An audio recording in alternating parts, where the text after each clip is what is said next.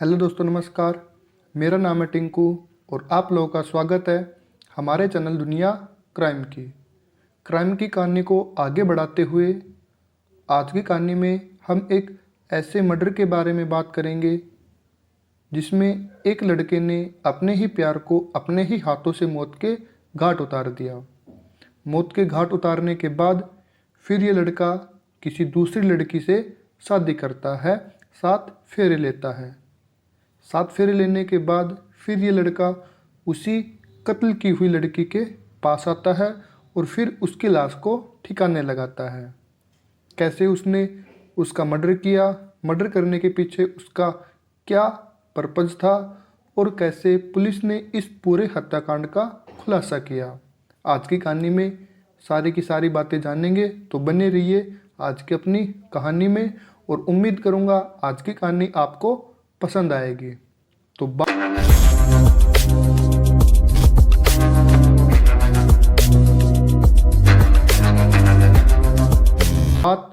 शुरू होती है दिल्ली से।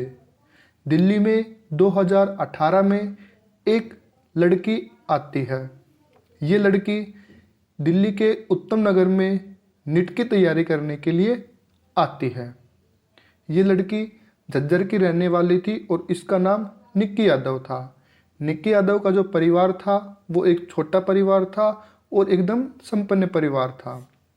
निक्की यादव के पिता गुरुग्राम में मोटर का बिजनेस करते थे और माँ जो थी वो घर पर ही रहा करती थी।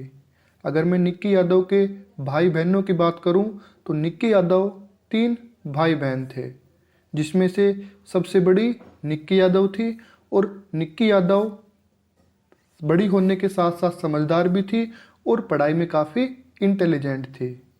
इंटेलिजेंट होने के साथ उसका बचपन से एक ही सपना था कि वो MBBS बने और अपना और अपने माँ बाप का नाम रोशन करे। तो इसी सपने को अपनी आँखों में लेके हुए वो दिल्ली आती है और दिल्ली के एक उत्तम नगर इलाके में जो जानी मानी कोचिंग है उसमें वह एडमिशन लेती है। अब जैसे ही उसने एडमिशन लिया तो उसको रहने के लिए भी कोई रूम लेना था। तो उत्तम नगर से कुछ ही दूरी पर वह एक रूम रेंट पर लेती है और रूम की और उसकी कोचिंग की कुछ दूरी थी, तो वह आने जाने के लिए बस का सफ़र करने लगी। तो उसकी ज़िंदगी एकदम सही चल रही थी। वो अपना सुबह कोचिंग जाती, शाम को कोचिंग से रूम पर आती और अपनी पढ़ाई पर फोकस कर रही थी। उसकी ज़िंदगी में एक मोड़ आता है। मोड़ ऐसा हुआ कि जिस बस में वह जाया करती थी उसी बस में एक लड़का उत्तम नगर में ही एक अदर कोचिंग में जाया करता था। ये लड़का उस कोचिंग में SSC की तैयारी कर रहा था और ये दिल्ली के नजफगढ़ इलाके का रहने वाला था। इस लड़के का नाम साहिल गहलोत था और ये निक्की यादव के बस से ही आता था और जिस बस से निक्की यादव अपने घर पर आती थी उसी बस से यह वापस आता था। तो ऐसा कुछ दिनों तक चला और कुछ हफ्तों तक चला और कुछ हफ्ते बीत जाने के बाद इन दोनों के बीच में आपस में थोड़ी बात होने लगी। फिर इन दोनों ने नंबर एक्सचेंज किए और ये फिर जो बातें थी वो प्यार में बदल गई। अब दोनों का आना भी साथ में हो गया, जाना भी साथ में हो गया और फ्री टाइम में ये दोनों एक दूसरे से बात करने लगे। अब ऐसे दिन बीतते गए, महीने बीतते गए और बीतते बीतते पूरा साल ही बीत गया। यानी 2018 ख़त्म हो गया, 2019 शुरू हो गया। 2019 में आपको भी मालूम है, हमें भी मालूम है और पूरे विश्व को मालूम है कि पूरे विश्व में एक महामारी आई थी, कोरोना, जिसका सामना हर देश को करना पड़ा था और उस देश के नागरिक को करना पड़ा था। हमारे देश में भी कोरोना आया। जिस हिसाब से कोरोना आया उस हिसाब से पूरे देश में लॉकडाउन लग गया था। तो दिल्ली में भी लॉकडाउन लगा। लॉकडाउन लगने के बाद इनकी कोचिंग बंद हुई। कोचिंग बंद होने के बाद इन दोनों ने अपना सामान पैक किया और निक्की अपने घर और साहिल अपने घर पर चला गया। अब जाने के बाद फिर ये दोनों आपस में फ़ोन से कनेक्ट रहने लगे। ऐसा कोई भी दिन नहीं था जब ये दोनों आपस में एक दूसरे से बात नहीं करते थे, लेकिन वो जो तड़प थी, मिलने की तड़प थी, जिस हिसाब से वो दिल्ली में रहा करते थे, जिस हिसाब से वो दिल्ली में अपना टाइम बिताते थे, वो सब अब नहीं हो पा रहा था। तो जिसकी तड़प, उधर साहिल भी उस समय को, उस टाइम को याद करके तड़प रहा था। इस साइड में निक्की यादव जो थी वो भी उस टाइम को याद करके तड़प रही थी। जैसे जैसे समय बीतता गया वैसे वैसे इनकी तड़प बढ़ने लगी और ये इंतज़ार करने लगे कि कब लॉकडाउन ख़त्म हो, कब हम दिल्ली जाएं और कब हमारा जीवन पहले के जैसा अच्छा रहे। तो कुछ दिनों के बाद, कुछ महीनों के बाद लॉकडाउन ख़त्म हुआ, कोरोना हमारे देश से चला गया। जैसे ही गया फिर से हमारी जीवन पटरी पर आया और सब जगह लॉकडाउन ख़त्म हुआ और सभी स्कूल, सभी कोचिंग, सभी व्यापारी अपना जीवन बिताने लगे। फिर ये दोनों दिल्ली आते हैं। दिल्ली आने के बाद फिर से ये कोचिंग ज्वाइन करते हैं।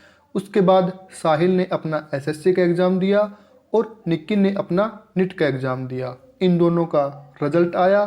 रिजल्ट में ये दोनों डिस्क्वालीफाई हो गए, इनसे इनका एग्ज़ाम नहीं निकला।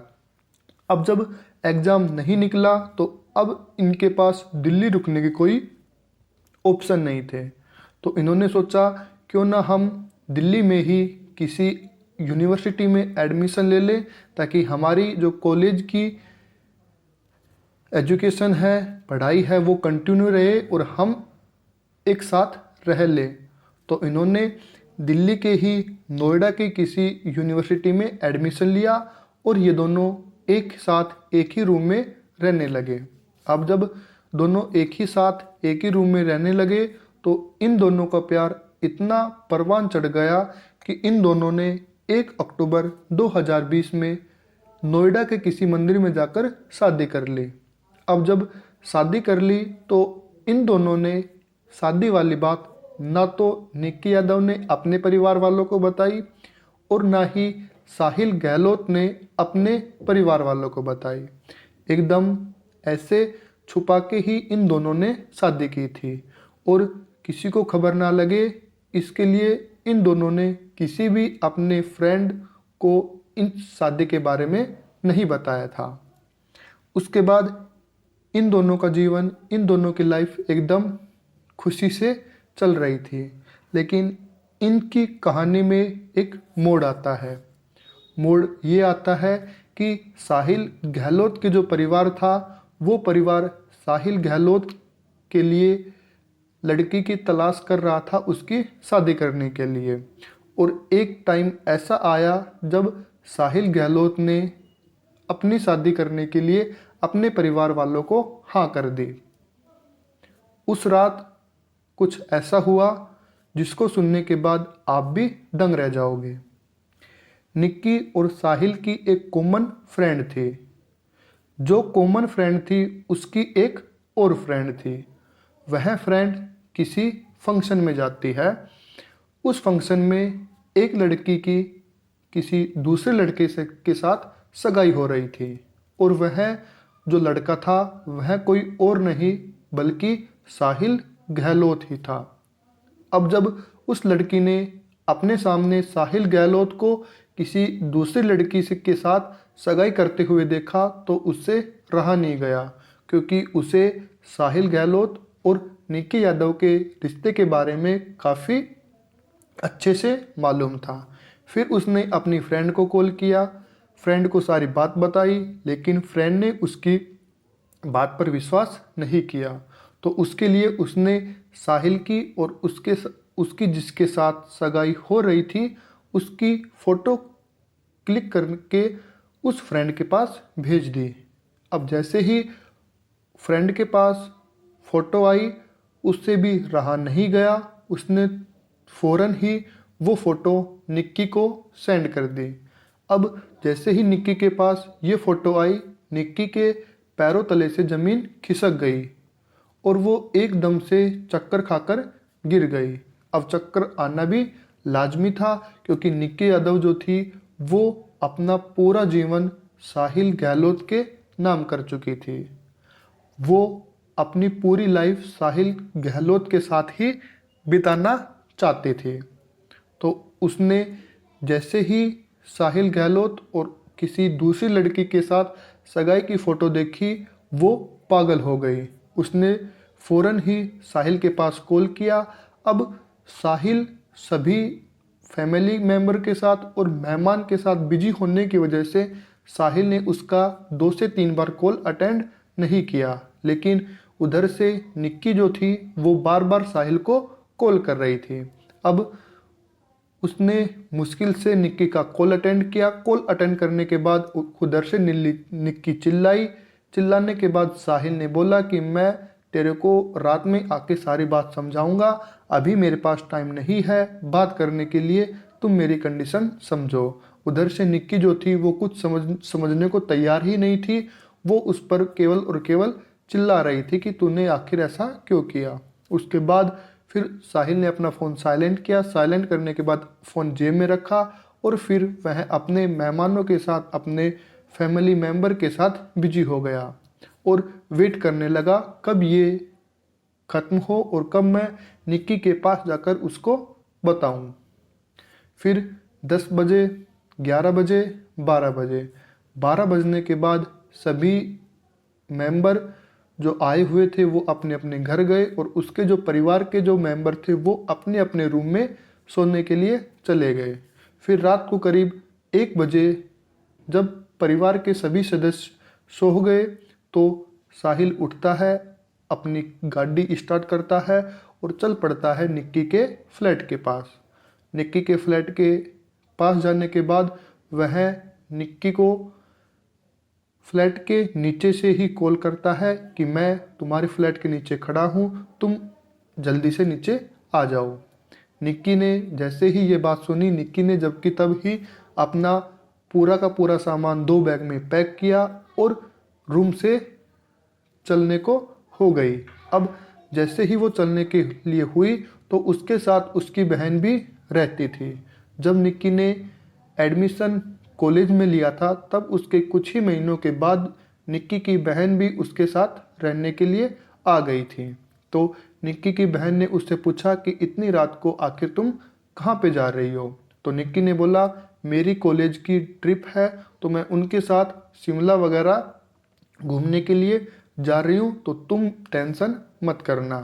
तो उसकी बहन ने नॉर्मल ही सोचा और वह जाके सो गई और अपना रूम बंद कर लिया। निक्की रूम से नीचे आती है, जो कि साहिल गहलोत पहले से ही नीचे खड़ा हुआ था। फिर आने के बाद अपना सारा सामान गाड़ी में रखती है और फ्रंट सीट पर बैठ जाती है। साहिल भी गाड़ी को स्टार्ट करता है और स्टार्ट करने के बाद फिर इन दोनों के बीच में तू मैं होने लगती है। उधर से निक्की जोर जोर से बोले जा रही थी और इधर से साहिल उसको समझाने का कोशिश कर रहा था। अब ऐसे करते करते 1 बजा, 2 बजा, 3 बजा, 4 बजे। अब जैसे जैसे 1 बजे से लेके 4 बजे तक इन दोनों के बीच में ऐसे ही झगड़ा होने लगा। तो आखिर में साहिल ने ये डिसाइड किया कि हम दोनों दिल्ली से कहीं दूर चले जाएंगे, तो 1 से 2 महीने के बाद जब ये मामला शांत हो जाएगा तब हम अपने घर वालों को इस शादी के बारे में बता देंगे, अपने प्यार के बारे में बता देंगे। निक्की ने इसकी हामी भर दी।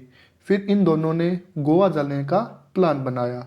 अब जैसे ही इन दोनों ने गोवा जाने का प्लान बनाया तो निजामुद्दीन रेलवे स्टेशन पर ये पहुंचते हैं। निजामुद्दीन रेलवे स्टेशन पर पहुंचने के बाद किसी रीजन से साहिल की जो टिकट थी वो कंफर्म नहीं हुई, तो उसके बाद फिर ये गाड़ी में आते हैं। गाड़ी में आने के बाद फिर ये गोवा की बजाय हिमाचल प्रदेश जाने का प्लान बनाते हैं।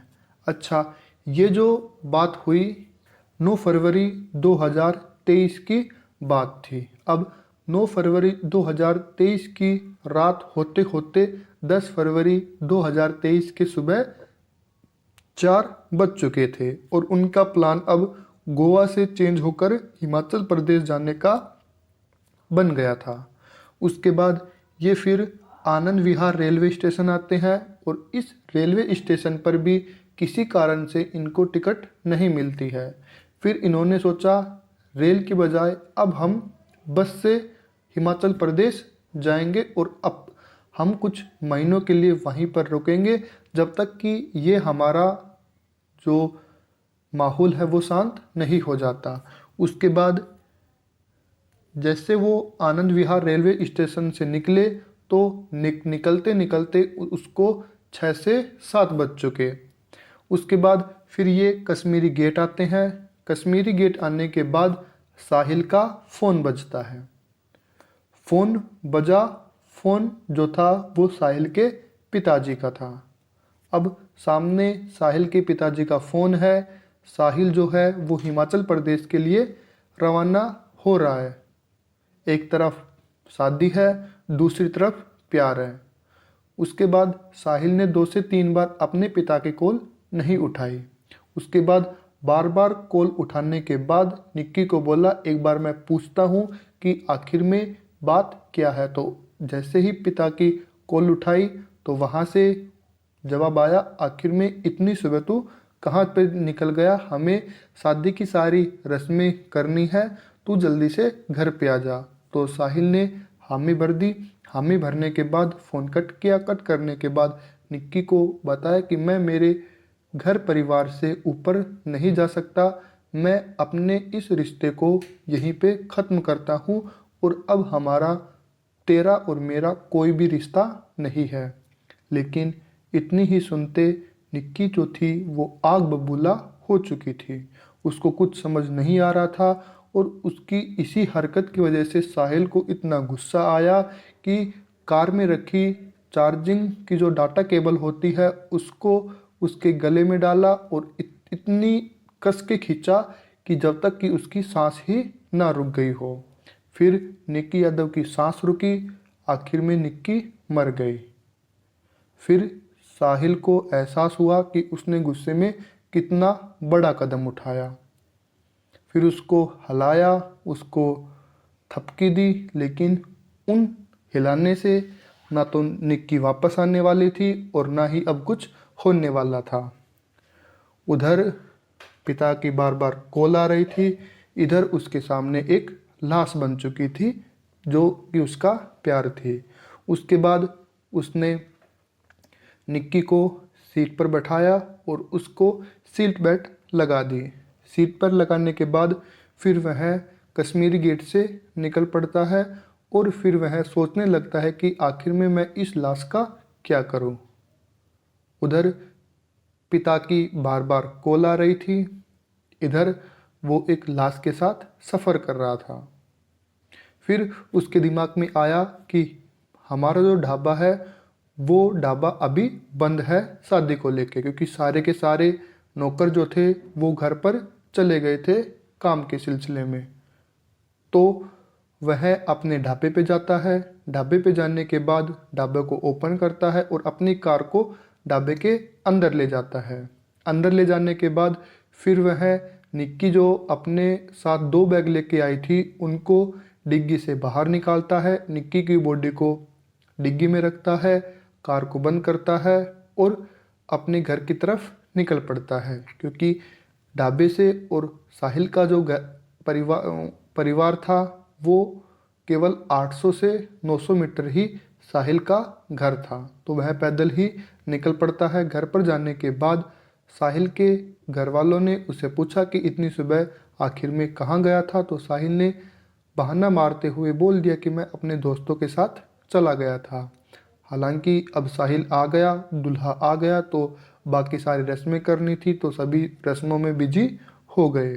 अब एक तरफ साहिल की शादी हो रही थी और साहिल के दिमाग में अभी भी यही चल रहा था कि आखिर में मैं इस लाश का क्या करूं। उसके बाद साहिल की शादी होती है।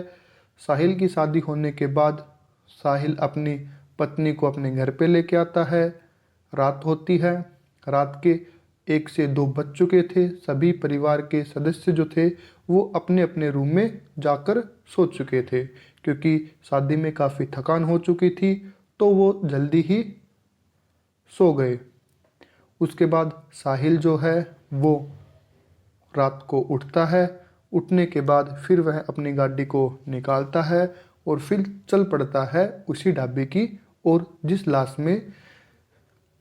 जिस ढाबे में वो लाश थी। उसके बाद फिर वह डिग्गी ओपन करता है और फिर वह बैठकर सोचने लगता है कि आखिर में मैं इस लाश का क्या करूं।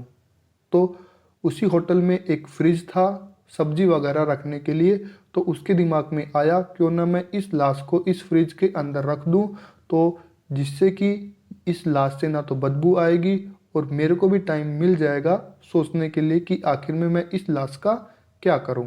उसके बाद उसने उस लाश को फ्रिज के अंदर रखा। अंदर रखने के बाद उसको थोड़ी राहत मिली कि मेरे को थोड़ा टाइम मिल गया इस लाश के बारे में सोचने के लिए। फिर वह सोचते सोचते वहीं पर बैठ गया और ऐसा होते होते सुबह के 6 से 7 बज चुके। उसके बाद वह सोच ही रहा था और सोचने के साथ साथ साहिल के साथ साथ एक और परिवार निक्की की चिंता करने लगा। वो था निक्की यादव का खुद का परिवार, क्योंकि निक्की जब से दिल्ली गई थी तब से वह अपने परिवार वालों के साथ दिन में या फिर रात में एक बार कॉल ज़रूर करती थी कि अपनी दिनचर्या बताती थी कि मैंने आज पूरे दिन में क्या किया क्या नहीं किया। उसके बाद जब वो 9 फरवरी की रात को करीब 1 बजे ये कहकर निकली थी कि मैं अपने दोस्तों के साथ ट्रिप पर जा रही हूँ, उसके बाद ना तो निक्की का कॉल आया और ना ही निक्की का कॉल मिला। तो घर वाले भी निक्की के परेशान हो गए, तो उसने निक्की की जो बहन थी जो उसके साथ रह रही थी उसको कॉल किया, उसके बारे में पूछा कि आखिर निक्की कहाँ गई। तो उसकी बहन ने बताया कि वो मेरे को ये बोल के गई है कि वह कोई कॉलेज की ट्रिप पे जा रही है और वो 4 से 5 दिन में लौट आएगी। तो घर वालों को भी थोड़ा निश्चिंत हुए कि आखिर में बच्ची जो है वो सही सलामत है। लेकिन उसकी बहन ने बोला अगर आपको ज़्यादा ही जानकारी लेनी है तो मैं साहिल गहलोत नाम का एक लड़का है उसके नंबर दे रही हूँ, उससे बात कर लो। उसके बाद निक्की के पिता ने साहिल के नंबर लिए। नंबर लेने के बाद निक्की के पिता ने साहिल को कॉल किया और पूछा कि आखिर में निक्की कहाँ गई है। तो साहिल के पास जैसे ही कॉल आई तो साहिल ने केवल इतना बोला कि निक्की जो थी वो केवल मेरे को इतना बोल के गई है कि मैं अपने कॉलेज के दोस्तों के साथ ट्रिप पे जा रही हूँ, शिमला वगैरह मलानी वगैरह। तो मेरे को केवल इतना ही मालूम है और मेरे को ज़्यादा मालूम नहीं है। इतना कहते ही साहिल ने अपना फ़ोन कट कर दिया। अब कट करने के बाद फिर वह अपने घर की ओर चल पड़ता है और सोचने लगता है कि आखिर में मैं इस लाश का क्या करूं। उसके बाद आते आते 9 फरवरी की रात को साहिल की सगाई होती है और आते आते 14 फरवरी आ जाती है, यानी कि 5 दिन बीत जाते हैं और उस लाश का अभी भी वो साहिल के ढाबे में ही रखी हुई थी, क्योंकि शादी के घर में दूल्हे को टाइम नहीं मिल पाता कि वो घर से निकल पड़े, क्योंकि रस्में ही इतनी ज़्यादा हो जाती हैं कि ना चाहते हुए भी वह घर से नहीं निकल पाता।